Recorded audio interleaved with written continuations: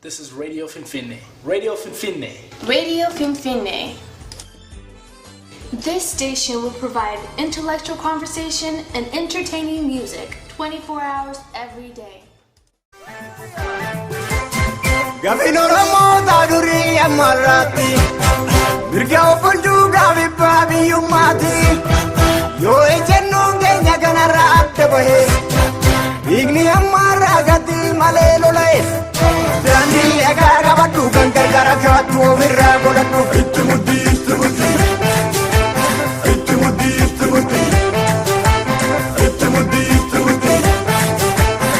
Tida Lola Ramali Devitani Durati jala overatti gobsitani Kirensa ege gabdem of gatesa Ragalambo de jagesi vallesa Gabo ya fumani jiru amuma irreke jagesi jiru Ittimudi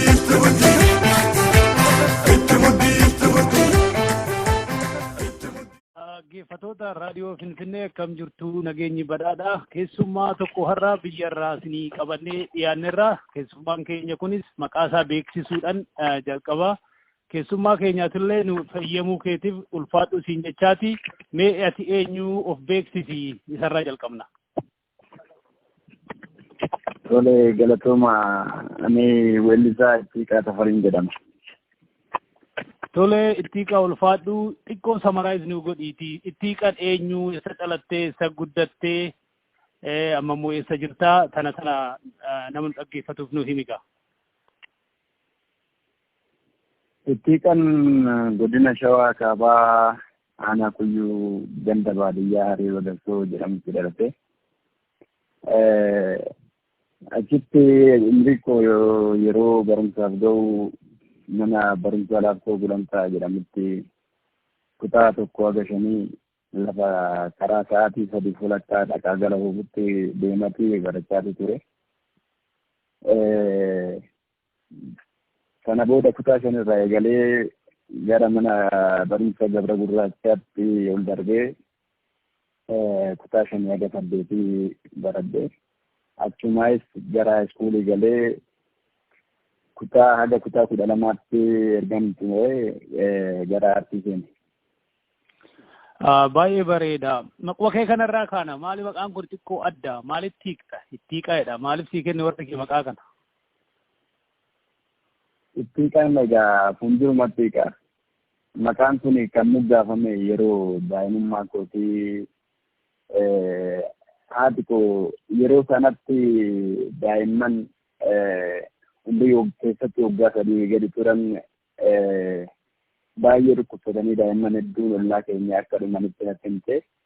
Haati koo sanarraa kan ka'e har'a yaalaa miidhama boru yaalaa miidhama jettee akka ijoollee kunii daa'ima biraatiin baattanii hin guddanne haadha kootii ofuma ishiitis na baattee na guddiste. Yeroo nami taphadhu yeroo lafarra loohuu waan fuuldura keessee eebbaan inni lafarra loohee ta'ee dhaqee fudhadhu suutuma Ittiiqaaf hojjettee achi Ittiiqaan maqaan jedhu kun na moggaa'ee achumaan Ittiiqaan jechuu eegale. Baay'ee namatti tola seenan isaa.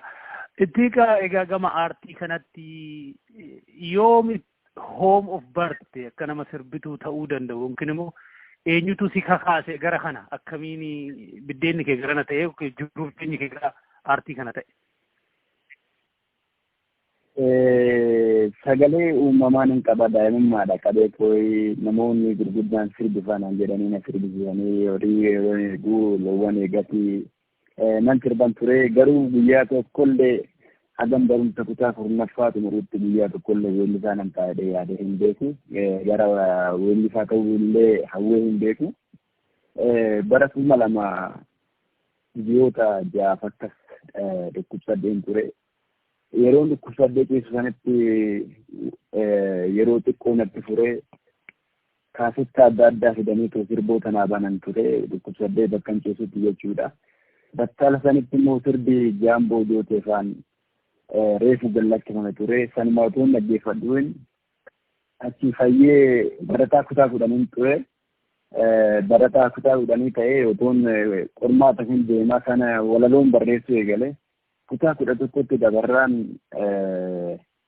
mana barumsaas dhaqee yaadni koo waa'ee muuziqaa ta'ee walaloo barreessuu ta'ee noottii barreessuu nafee gara walaloo barreessuu ta'ee yeroo ijoolleen kutaa 11ffaa fi 12ffaa yeroo garanne gara qo'annaadhaaf bosona deemu sagalee vookaalii jechuun magaalaa keessa xiqqoo gaashin jira doon ta'uu waan ta'eef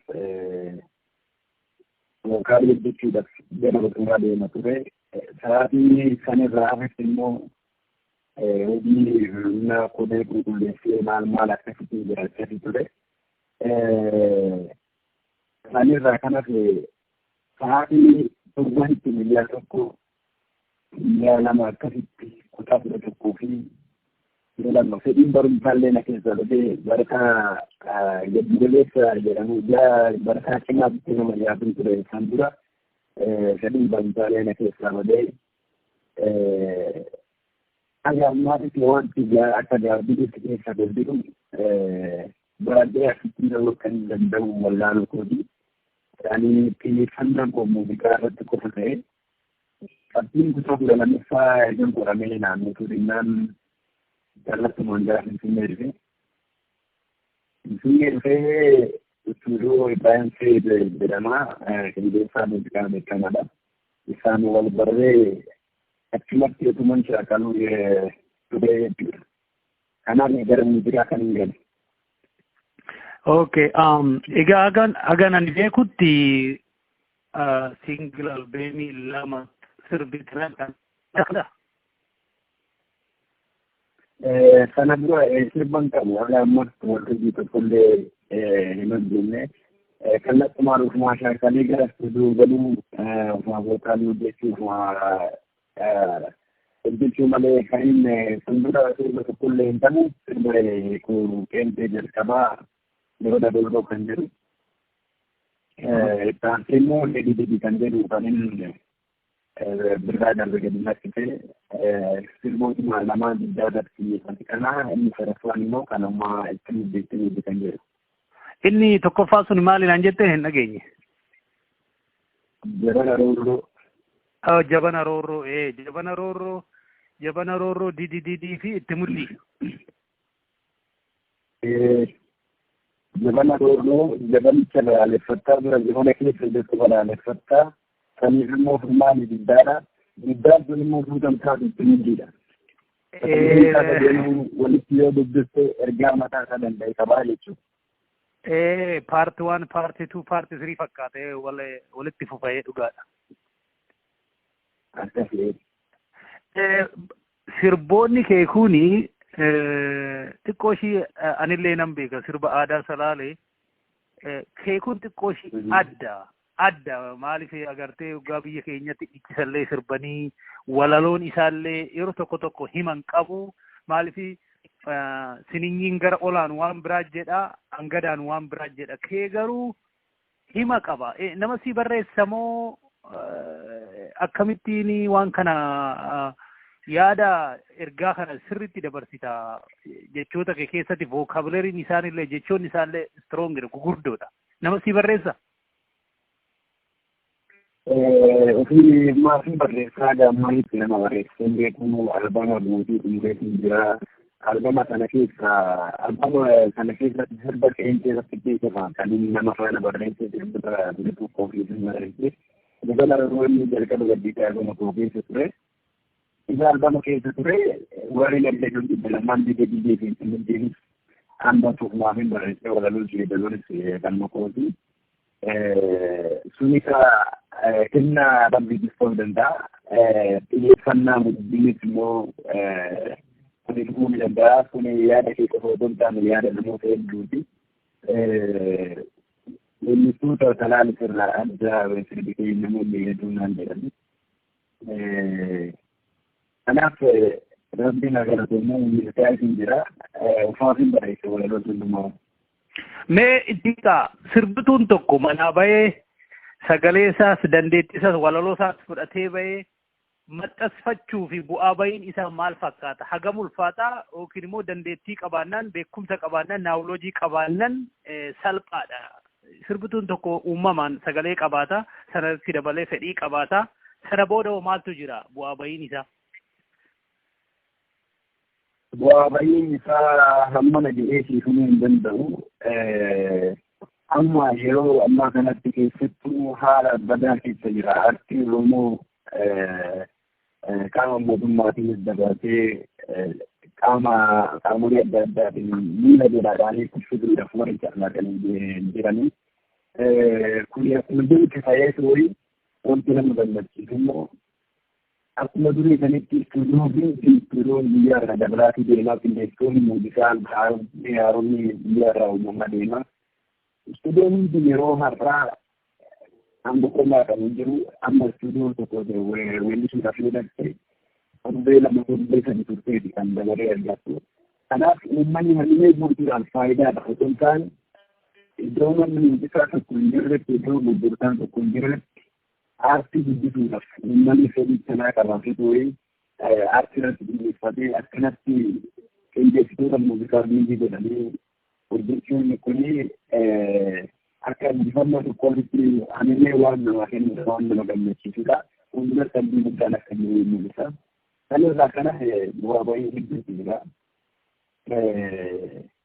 Weellisaan Oromoo beekamaa haa ta'u beekamus baatu gama ispoonsoraatiin namni dhaabbileen dhuunfattee dhaabbileen mootummaa kan deeggaru hin jiru bira hin jiru dhuunfaadhaan hojii humnaa baay'ee yaani jalqaba ergan hospitaalee kana dhufee argan sirba DDD jedhu kana gallattiisatti hojii humnaa hojjechaa jira kan inni waliisaa ture. Kanaaf akka dhuunfatti malee namni nama gargaaree ta'uu ati bakka iddoo akkana ta'uu dandeessaa jabaadhu namni namaan jedhu jiru. Yookiin immoo namoonni hedduun illee warra milkaa'uu dhabe fakkeenya kan fudhatu jira. Inni kutannoo mataa keetii gaafata. Sabbii akkana ta'uu danda'a. Teekniksii keenyamsiillee waa hedduu jechuu akka dandeessu keessa keenyamsiisu malee bu'aa bahiin isaa baay'ee ifaadhaa fi waan hamilee nama gadi cabsuudha. Wanti argamu hedduun namni muuziqaa tokko jiru Isummaa immoo akkuma dhamaatiin hojjettee milkaa'uu dhabuutu jira. Kanirra kan hafe yoo waan uummanni jaalatu hojjetu uummanni illee akka dhaggeeffame seeraan bu'amuu danda'a. Kana bu'aa bahiinsaa hammana illee lakkaa'uu hin danda'u. Oromoon kaasetta hin bitataa hojii keessan egaa isinirraa bitate kaampaanonni Oromiyaa keessa jiran warra muuziqaa irratti hojjetanis ta'e warra hin hojjenne warroonni faabrikaa adda addaa kuni aartii warra Sidaamaa inuu amma fakkeenyaa fi seefuu showuu faallee hoo agartee waanuma adda addaatu waanuma yaaduma nagara hin qabne odeessaa oolan kanallee ispoonsar hin godhan. Artistoota Oromoo kana aadaa Oromoo guddisuu maaliif ispoonsar hin goone maali biyya achuma ollaasan keessa jiraniin faabrikaan adda addaa garuu sirboota Gondarii fi Tigraay dhufuyyuu ispoonsari godhani maaliif muuziqaa Oromoo aartii Oromoo artistoota Oromoo kana ispoonsari hin goone isintu hin gaafanne moo isaantu hin dida?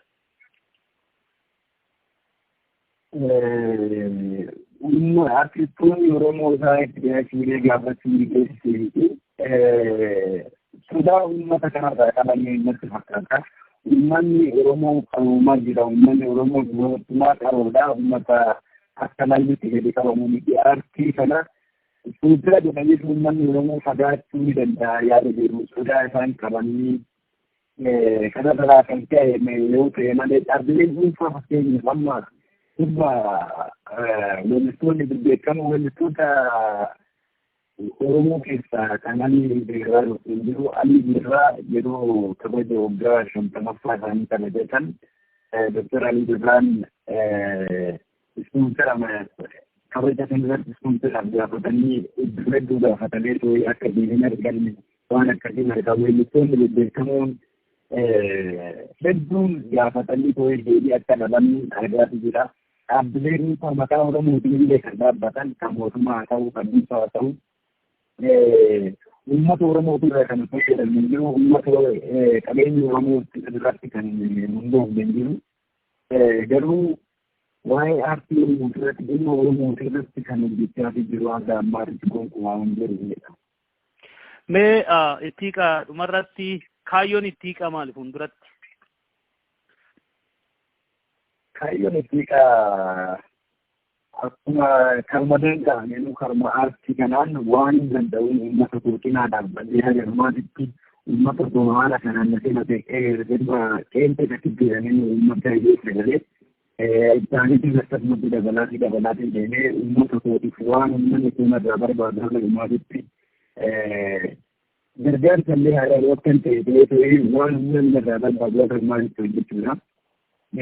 Gama aartii gara fiilmitti illee waan adda addaatti hojjetuudha. Yoo jijjiirama kan adda ta'e immoo warra na duukaa jiraniif illee waan hin danda'uun cinaa dhaabbadhee ta'ee aartiin Oromoo bakka yaadame akka ga'uuf carraaqudha. Mee sirboota keessaniin keessa hoositti tole amma jabana roorroo irraa sagaleedhaan nu dhageechisi itti aansee immoo didididi kan jedhu san namoota yaadachiisuudhaaf amma immoo itti muddi kan jedhu kanarraa hoositti tolu nu dhageechisi.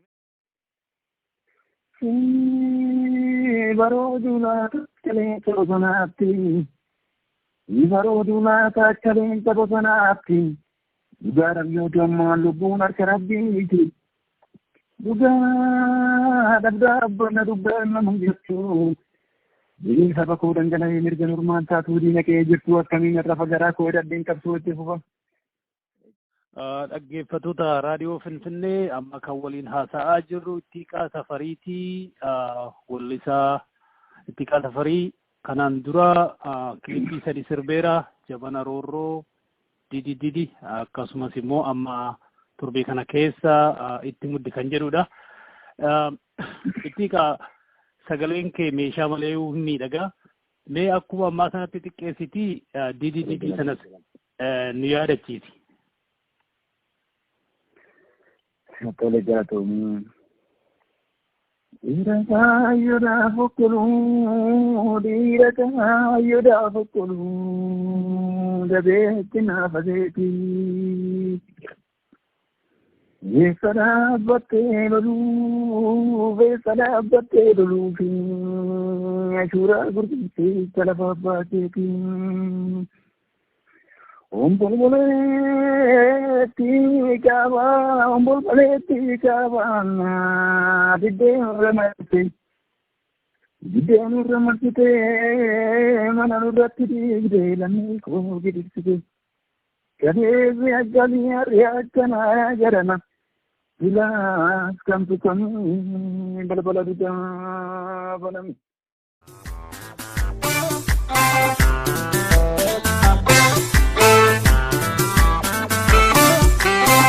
Wagaleetu jira kamtu kamirraa booye arras nyaattee nunguunne laal jarri garaan booye Finfinnee irraa jeete godina addaa hiite morma koo muruu wayya jedhee qeerroo fuuldura bahee kanate Finfinnee irraa jeete godina addaa hiite morma koo muruu wayya jedhee qeerroo fuuldura bahee kanate iyyuma guyyaa raasikanii baruma baraasikanii Osoona Oromiyaa galma gootota Oromoo kubani amantaa kutaaf lagaanaa wal gogooduu nafu akkasiin gayyoo galma gaasa nama reewwala gummaani nu amantaa kutaaf lagaanaa wal gogooduu nafu akkasiin gayyoo galma gaasa nama reewwala gummaani nu.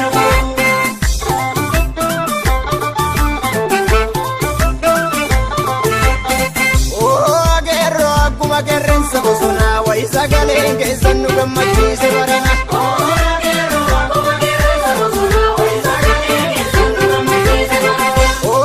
Geerroo akkuma qeerransa bosonaa wayi sagalee keessan dhimmi sodaatti barana. Geerroo akkuma qeerransa bosonaa wayi sagalee keessan dhimmi sodaatti barana. Loliin loltaa geerroo jabaattu kafeerroo. Loliin.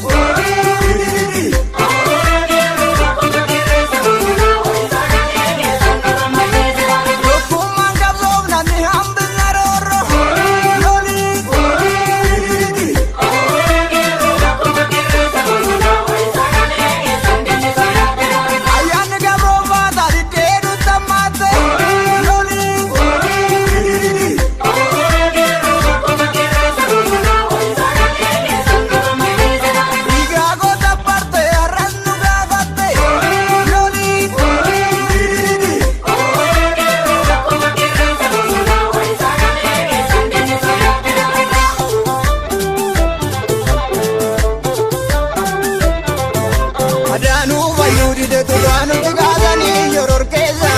filaashi nureebanii isaan malee maqaa shororkeessanii barattoota keenya garrasaasa bobeessanii.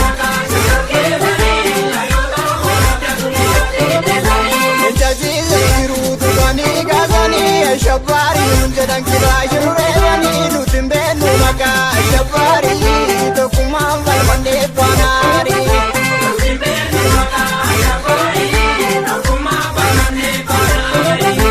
Guyaan isaaf kenne bukkeenu dhagaa cabsaa gabaanii fabaadhi yaa walitti laafaa waraabessi nu nyaachurra ilmaanayyaa isa nyaatanii oolu duukkata wayyaa waraabessi nu nyaachurra ilmaanayyaa isa nyaatanii oolu duukkata wayyaa waraabessi nu nyaachurra ilmaanayyaa isa nyaatanii oolu duukkata wayyaa waraabessi nu nyaachurra ilmaanayyaa isa nyaatanii oolu.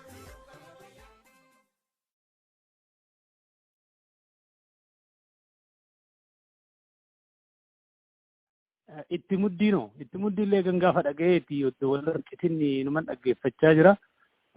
Warra raadiyoo Finfinnee dhaggeeffatuu fi warra sirba kanan dhageenya fi itti muddii kanoo xiqqeessitee dorraa nu himtee baay'een itti gammada.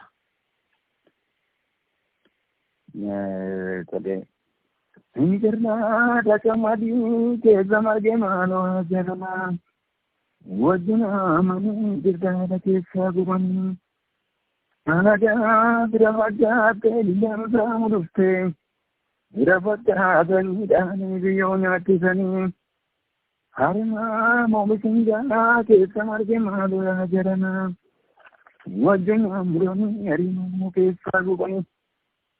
Anagaa bira faggaattee biyyaan saamu dhuftee bira faggaatanii dhaanii biyyootti makanii.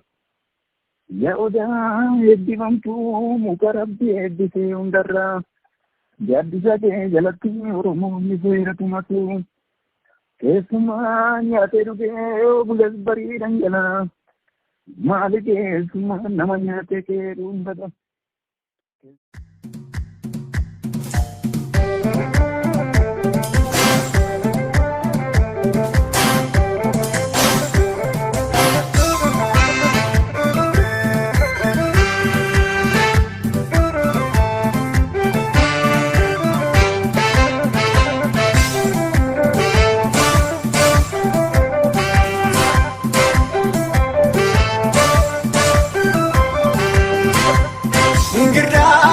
Madi keessa marge maaloo ajarana wajjina amanii girdaadha keessaa gubanii alagaa bira faggaattee biyyaan saamu dhuftee bira faggaatanii dhaanii biyyootti makanii harimaa moomishingaa keessa marge maaloo ajarana wajjuma muranii harimaa moo keessaa gubanii alagaa bira faggaattee biyyaan saamu dhuftee bira faggaatanii dhaanii biyyoo nyaachisanii. Yaa odaa eebbifamtuu muka rabbi eebbisee hundarraa gaddisa kee jalatti Oromoonni seeratu matu keessumaa nyaatee dhugee bules barii dhangalaa maali keessumaa nama nyaatee kee dhuunfatu warrisaan bara baraan dhiigalamni dhangalaasee dhugaa barumaan baraan bara lakkaa turre akka seentu mala dhuugee barrii dhumee agadee yaree ati baala malee qeerransa agarree waraantii margee biraan dhaabbatanii hundee buqqisanii yoo namaa gamtee orma waammatanii qomoo dubbisanii waraantii margee biraan dhaabbatanii hundee buqqisanii yoo namaa gamtee orma waammatanii qomoo dubbisanii. Ruumichi keessa marsee lafa jitee kan booda balballi tolaan jiru cabsiiseen karaa booda.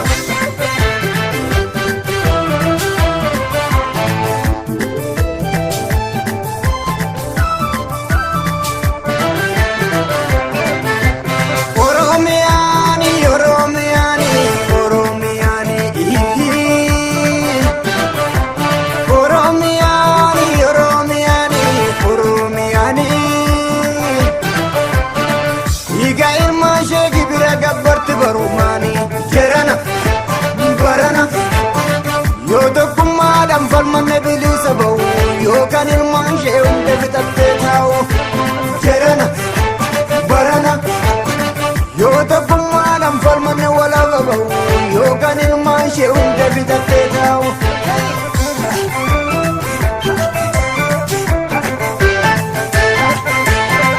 Otumee yaaddo yaaddeessa nutu waliin dhiigaanuma wal jabeessa diinagdee boreessa gadi galootu maqaa nama balleessa yaa shimalayaa ibidda lafaa margu gubbaa nama ilaalan madaa keessa ormi namaan argu.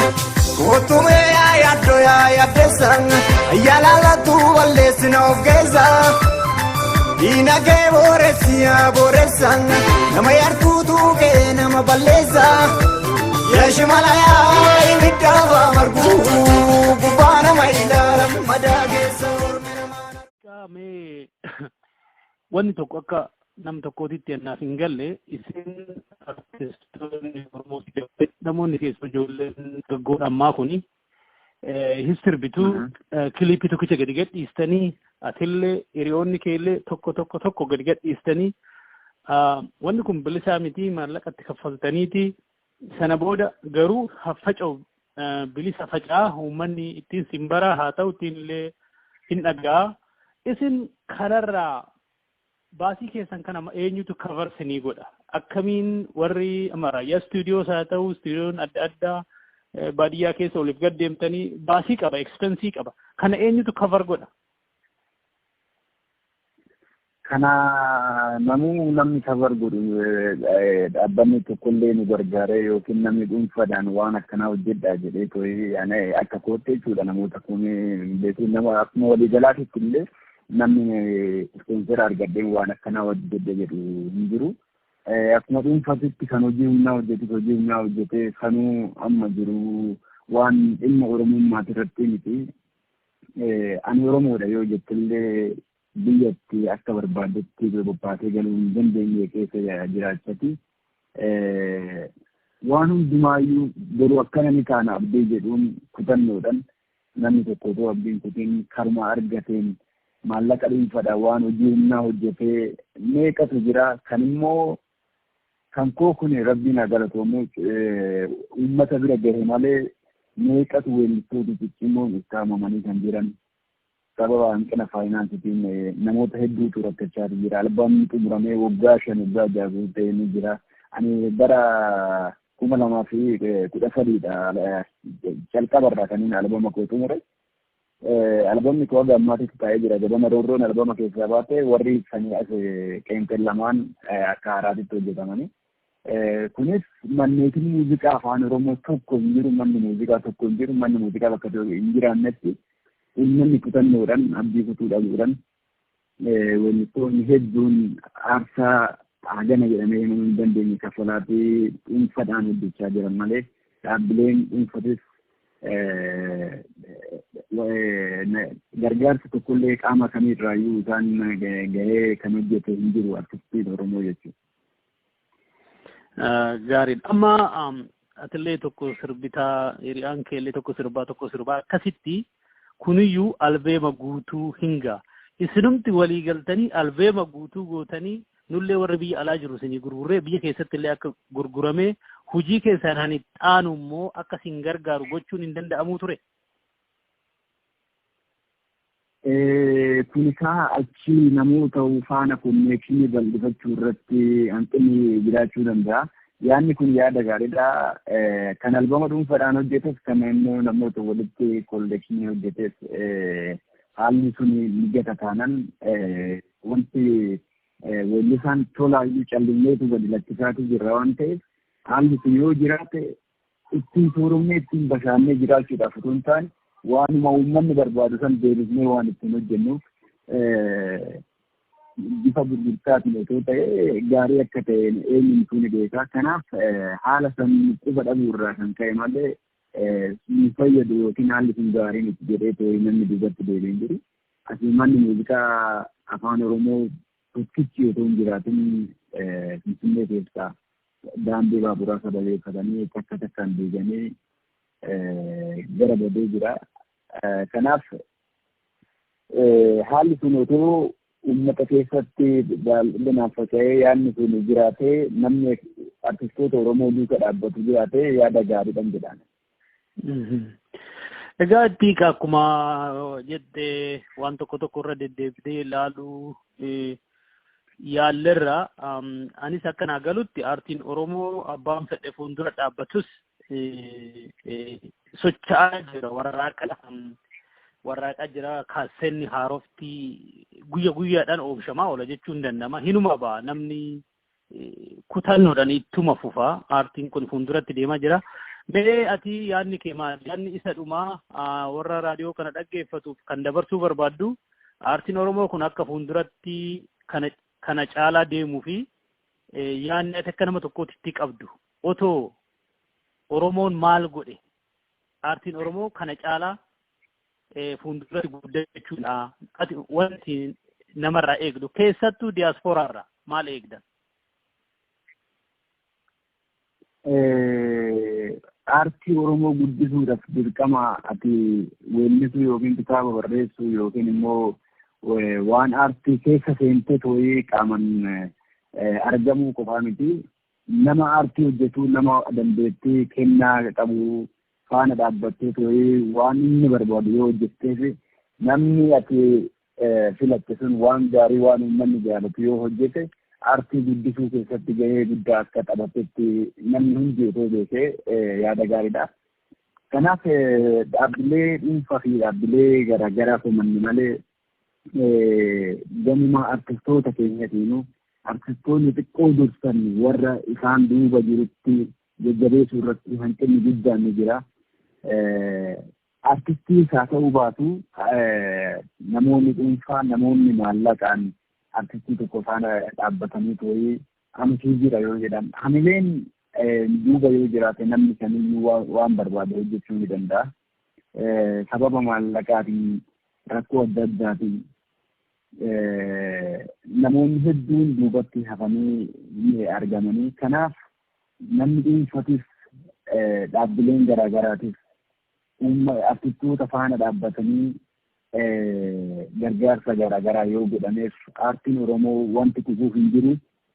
Yoo namuun gargaarrellee artistoonni Oromoo immoo duubatti akka hin deebineedha. Waan akka aga ammaatitti waan an argaa jiru keessaa waan nu badde waan abdii namatti horuudha. Kaffaltii tokko malee kilippii tokko hojjechuudhaaf amma haga qarshii 20 kilippii gadi baleessa kan 20 nama gaafata. Kanaaf isa sana artistoonni Oromoo kaffaltii tokko malee dhama'anii gibiraa meeqa arganii too'ee hojjetanii uummataan gahaa jiran miidiyaadhaan gahaatu jiranii uummanni ittiin akka barbaadetti bashannanaatu jira. Kanaaf gargaarsi yoo jiraate daraan kana caalaa waan baay'een hojjetamuu danda'a. Iddoo gargaarsi hin jirretti waan haganaa kan hojjetan yoo gargaarsi argame immoo hagan hojjechuu danda'ama. Yaanni jedhu uummata mara keessa jiraatee dhaabbileen nama gargaaruu danda'an artistoota faana dhaabbatanii aartii keenya waliin yoo guddisnee gaariidhaan jedha. Ittiiqaa egaa bu'aa bayii jireenyaa ijoollummaa irraa kaasnee hanga aartiin kee jirutti kaasuu yaallarra mee waan itti dabaltu waan si quunname maaltu jira jireenya kee keessattis ta'ee sirboota hojii hojjettu kanarratti wanni yaadattu jira nama muddateettee to'i? Jireenya koo keessatti waa hedduu na quunname keessa waan adda ta'ee ergan gara aartii dhufe kana akka lakkoofsa biyya kanaatti bara 2005 jechuudha. Albam koo xumuree akka tasaa ganama wayii gadi bahee gama wayii fuuldura teessoo gaaddisa wayii qabdu teessoo poolisootaa ni jirti. Ishee irra taa'ee sirba koo dhaggeeffachaa ture albuma xumuree too'ee mana muuziqaatiif walii galuudhaaf. Achi akka tasaa gamoo sun sababa daandii baaburaatiin duubaa tuttuqamee ture namoonni hedduun marsanii kan waa gurguran ni jiru kan taaksiillee eeggatanii jiranii. Gamoo suni akka tasaa jigee mucaa wayii wajjin teenyee jirra. Mucii akka tasaa sagalee dhaga'ee bahuudhaaf hoggaa jedhu mucicha mataa rukutee namoota hedduu gara namoota 17 akkasuu lubbuun isaanii darbe. ani sibiilittuma faana akkasumatti na fudhatee lafa seenee achi namoonni hedduun achitti dura na argan waan ta'eef dura anarra biyyee guuranii erga biyyee guuranii sibiilittiin irra gad dhaqqisiisanii gara hospitaala na fudhatanii hospitaalatti ergan ba'ee maatii gara maatii kootti galee wallaan namaa turee fayyee namoota hedduu lubbuun isaan darbe keessaa hirrina qaamaa tokko malee kan achi keessaa ba'ee anaadha rabbiin haa galatoomu. Agaarraatitti illee waan hamilee nama cabsu gargaarsa tokko qaamni dhuunfaallee qaamni abbaan hoteelichaallee qaamni mootummaallee namuu gargaarsa kan hin gooneef ollaa koo ammallee kan hin hoggaan ba'uuf galu alatti hoggaa du'uu ifatu argu ijoolleen miilli irraa citee jiru kan lubbuun darbee namuu hin gaafanne ni jira. Akkasuma agaarraatti hospitaalallee waggaa 3 guutuu kan hospitaala keessaa hin baane ni jirani. Akka carraa ta'ee ani achi keessaa bahuu danda'e mudannoon koo inni adda ta'e kanaadha. Waan ajaa'ibaa ta'e odumaatti callistee teechee rilaaks gochaa jirtu fooqin jijjige. Gamoon duubaa jignaan ani sibiilittiin gaaddisa qabdi baay'ee jabaattuudha akka laameeraa baay'ee furdaa ta'edha. Isheen akkasumatti narratti caccabdee tuuna fudhattee lafa teentee gadi caccabdee dazinuudhaan maal hoggaan irraa gadhiisan iddoo tokko sibiilan na waraanan malee hirrina qaamaa tokko malee ji'oota 3 akkas dhaabbachuu dadhabullee ani guyyaa 5ffaattiin of beekee baay'ee hospitaala ergan ga'ee maal akkan ta'e maal namarraa hin dhaga'e malee ani hin beekne yeroo kanatti of wallaalee ji'oota 3 dhaabbachuu hin danda'u ture. Ergasii fayyee qulqullaa ergan fayyee jireenyuma dhuunfaa koo jiraachuu eegalee sirba jabana roorroo jedhu sana gadalessee isheedhaan uummata biratti ergan 10 argadhee itti fufuu danda'ee jechuudha. Albamni koo kan hoggas xumurame haga ammaa akkasumatti taa'ee jira. Waa baga rabbi si baase ka turullee aboo nutti illee ni manneetis. Leellinee galatoon. Biyyattiin xiqqoo ishee rakkoo qabdi malee kaampaaniin biyya ormaa otoo ta'ee gamoon ijaaramu kunis inshuraansii tokko malee hin ijaaramu. Aksidantii uumameen sababa adda addaatiin miidhaa namoota irraan hoga'e namoota lubbuun baheefis kan qaamni irraa miidhameefis akkasumas immoo mana yaalaa deemanii baasii baasaniif inshuraansiin kaffaluutu irra ture. Biyya Itoophiyaa keessa waan akkasiin jiru. Waan ajaa'ibaati miidiyaadhaan dhiyeenya kana ji'a 2 dura waggaa haasaan argeete dhagayeetiin waan ajaa'ibaa uummataaf akka inshuraansii kaffalaniitti yeroo miidiyaadhaan haasaan uummata dhumeef inshuraansii kaffalanii kan dhukkubsate wal'aanaa akka jiran akkasitti yeroo miidiyaadhaan haasaan dhaga'ee mucaa ollaa kootii kan yeroo hunda argu miilli tokkichi ni cite kan lammaffaa immoo dalicha uufii dide. Kiraanchiidhaan illee deemuu hin danda'u waan ta'eef ajaa'ibu achi dhaqee mucicha haasofsiisee yoo hin gaafadhu haga ammaatitti mana murtii deddeebi'aa akka jiruu fi deebii tokkollee akka hin arganne beellamumaan waggaa 3 guutuu akka deddeebisaatii jiran natti hime. Ijoolleen tokko mucaa Jimmaatii kan warra dhuman keessaa takka mucayyoo Wallaggaatee kutaa 10 xumurtee as dhuftee buna karaa irratti gurgurtee ture mucayyittiin. Eenyumtuu namni garagaree reeffa fudhachuu irraa kan hafee namuu kan isaan hin gaafannillee ni jiranii eenyu akka gaafatan dhabanii kan dhiisan illee ni jiranii. Ani hiriyoota kootu maallaqa walitti funaane too'ee na wallaansisee fayyuu danda'e. Rabbiin haa galatoomuu baay'ee hirrina qaamaa tokko malee namni achi keessaa ba'e ana qofaadha. Kan bukkee teessoo tokkorra wajjin teenyullee sagalee dhaga'ee ani eerfoonii waan hin godhadhee jiruuf dhaga'ee bahuu dadhabee kun sagalee dhaga'ee bahuudhaaf waggaa jedhu mataa isaa buruqsee mucicha lubbuudhaan garuu numa jira ammallee. Akkasii baay'ee haalli biyyichaa baay'ee nama gaddisiisa wanti haasa'amuu fi wanti raawwatamu garaagarummaa guddaa qaba. Haalladha. Yaa biyya waastinaa hin qabne yookiin biyya wabii hin qabne kan jedhan isa kana. Isa haa ta'u miidhaan inuma aksidantiin tokko inuma biyya biraatittis inuma namarra ga'a. Haa ta'uuti miidhaan hoggaa namarra ga'e qaamni mootummaas ta'e dhuunfaan rakkoo uummata irraan ga'e suni itti gaafatamummaa fudhata biyya ormaatitti akka agarru jechuudha.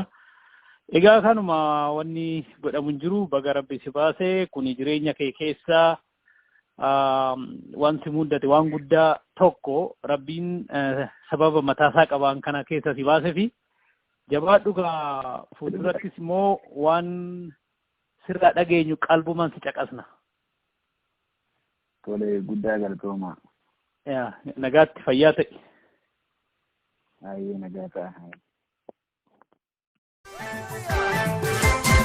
Gafin Oromoo taadurii ammarraatti mirga obbulchuu gaafibbaa biyyummaati yoo ejennoon keenya kanarraa adda bahee dhiigni ammarraa gatti malee lola'e daandii dhagaa qabadhu kan gargara kaattu ofirraa godhadhu itti muddii itti muddii itti muddii itti muddii itti muddii itti muddii diidan lollaan irraa maaliif deebitanii kan duratti jaalaa ofirratti goobsitanii qeerrensa eegee qabdee maaf gaddeessa ragallaan booda jageessi balleessa gaafa safurmaan ni jiru ammuma irree keenya beesi jiru itti muddii itti muddii itti muddii itti muddii itti muddii itti muddii erga amantaa kutaadha wal qoqqoodu nafee inni guyyaa takkaayyuu hin beeku rafee fira fakkaachaa tokkummaa keenya jibbanii diinummaa isaanii ofitti ragaa bahanii jarri qotanii albee ittiin qalamaan baafatanii itti muddii itti muddii itti muddii itti muddii itti muddii itti muddii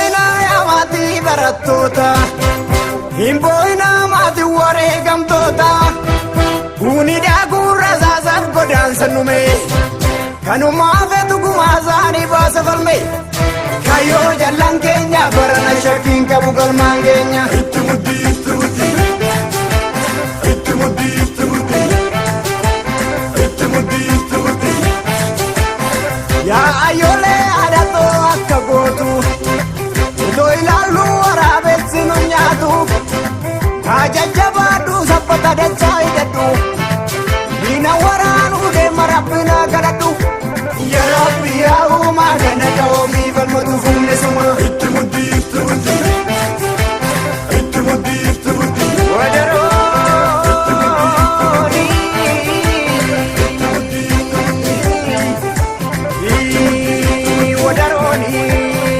wadaroon gootota Oromoo mukatti fannistee rasaasni gootota Oromoo karaatti hambisee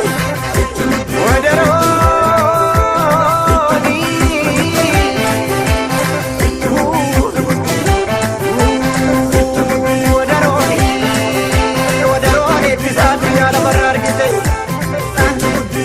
wadaroon eebbisaa addunyaa lafarraa argite dhiiga isaanii qabdaa karaa isaan irra jirtaa sinajjeesettee dhangadhoorsistu weetan bade malee ragaarroo dhimamaa mirga falmachuurra dubbatti nambisu itti muddii itti muddii itti muddii itti muddii itti muddii itti muddii itti muddii itti muddii itti muddii itti muddii itti muddii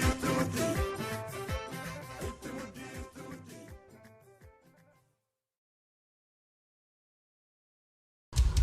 Aya Studio.